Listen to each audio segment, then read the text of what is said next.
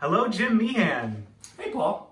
Thank you for bringing me by your workspace studio. What do we have here? What are you standing with?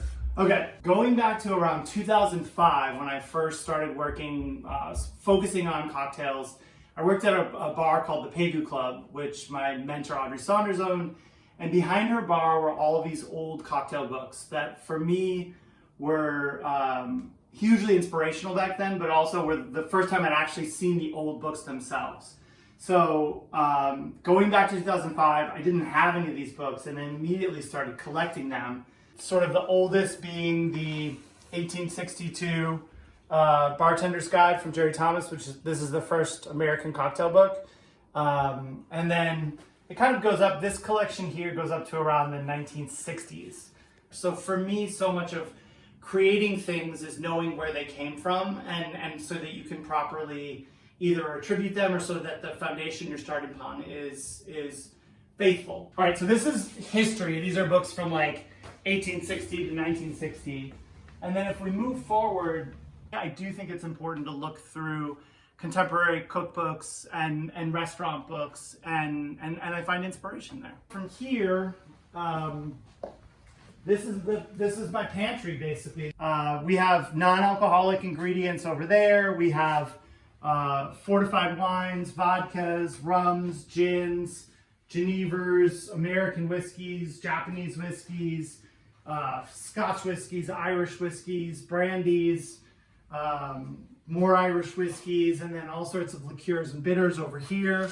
And then over there we've got a lot of like aromatic bitters, and then tools and tea, and just like any family workspace, we've got my wife's spin bike here and my weightlifting stuff, and then record collection and some of the awards that I won earlier in my life. So this is a sort of this is where the pantry kind of sprawls. I have these down here. At one point I had my first beard award upstairs, but I try to keep I'm proud of these awards, but I try to keep them down here because I really feel like you got to focus on what you're doing next and now, and not what you did in the past. So this is ultimately, once I've gone downstairs and grabbed an ingredient, I'll set up all my bar tools, refrigerators over here, sinks over here, and I'll start, after doing a lot of research downstairs and kind of figuring out almost exactly what I'm going to do, I'll come up here and make the drink to actually put it together, taste it, get it to about 98%, and then share with my wife for the final, yes, this is good. Oh, okay. So talking about essential tools, we've definitely talked books. Yeah. Huge, right? And then For sure. you, and then we have a quick tour of a whole bunch of other things, right? What are your I have to have it type of tools? I can make a cocktail, a relatively delicious cocktail without this. But over the years, I've really gravitated towards this because I found that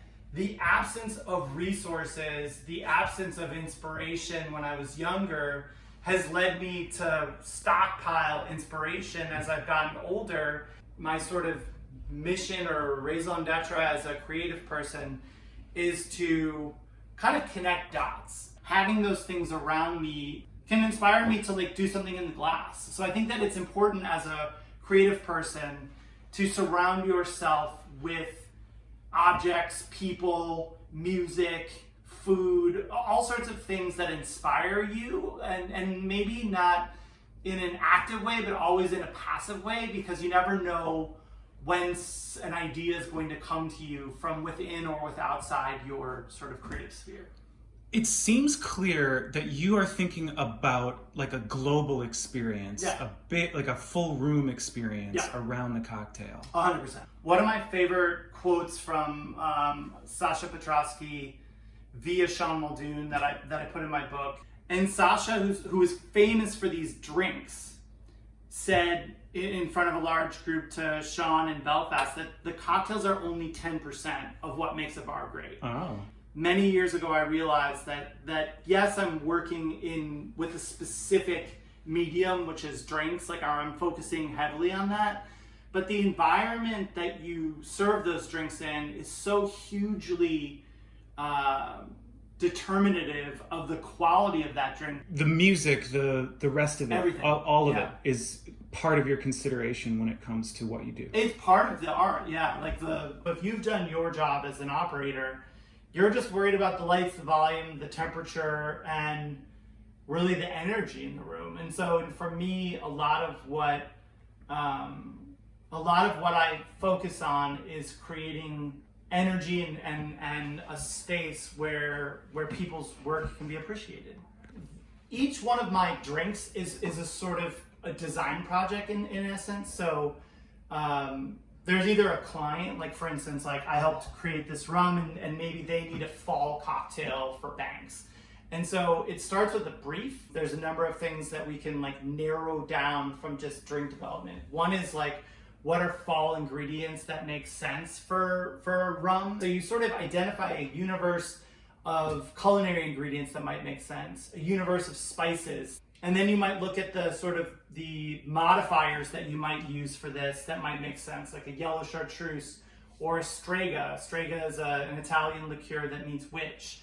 And then you might think of, all right, well, what is this sort of drink that might be popular during fall?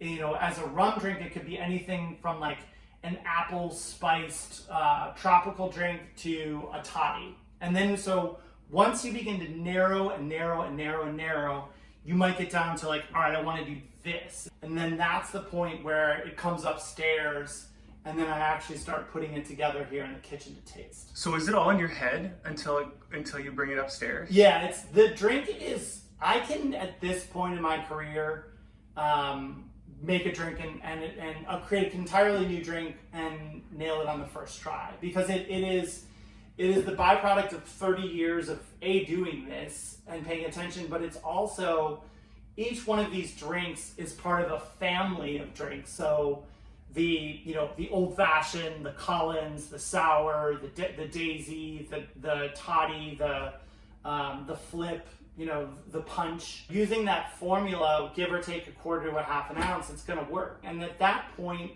I've got something delicious, which is compelling, but so much of, I think of what sets my work apart from my colleagues and peers is the process then of naming that drink, as well as telling a little story about where that name was inspired by.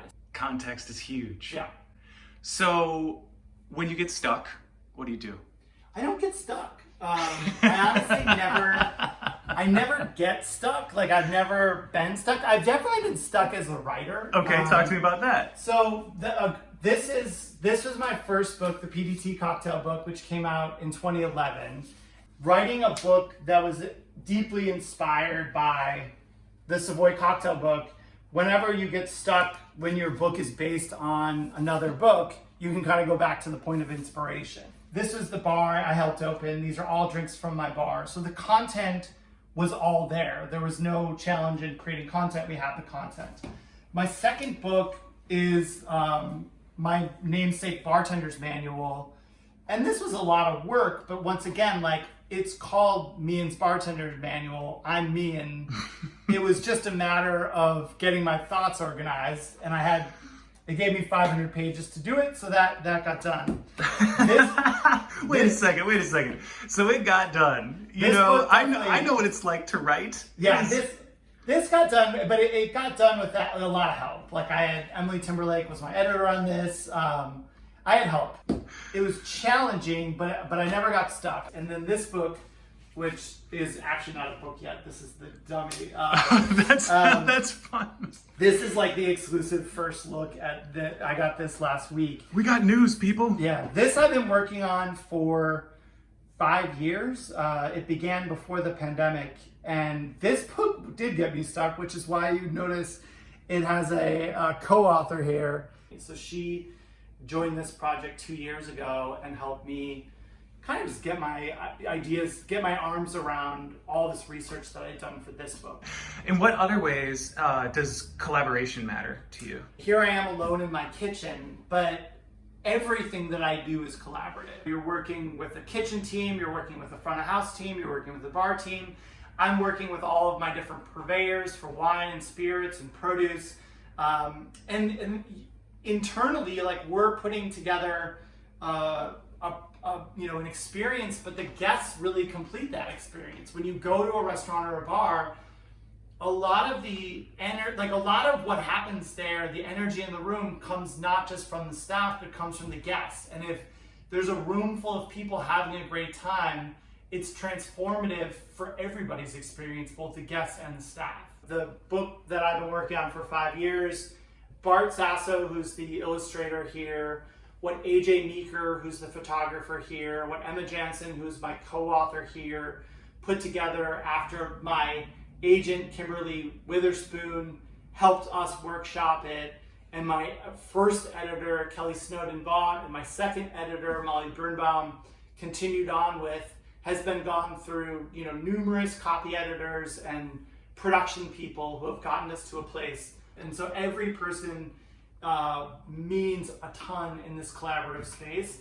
What kind of hours do you keep, and how do you organize your writing?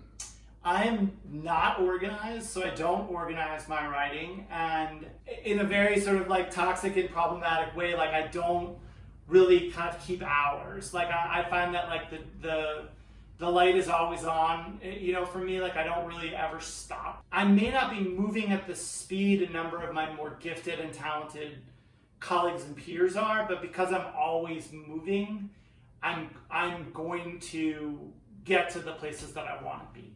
I guess one of the things you and I talked a little bit about, like with you being a painter and me being, a former bartender or mixologist, is that I view my work not necessarily as art, but more as a craft. My art is commissioned. It starts with someone who's going to fund this work so that I can start putting these skills to play. As a bartender, I'm really process oriented. I love making drinks, but I have to very quickly let go of the things I make because they are so ephemeral.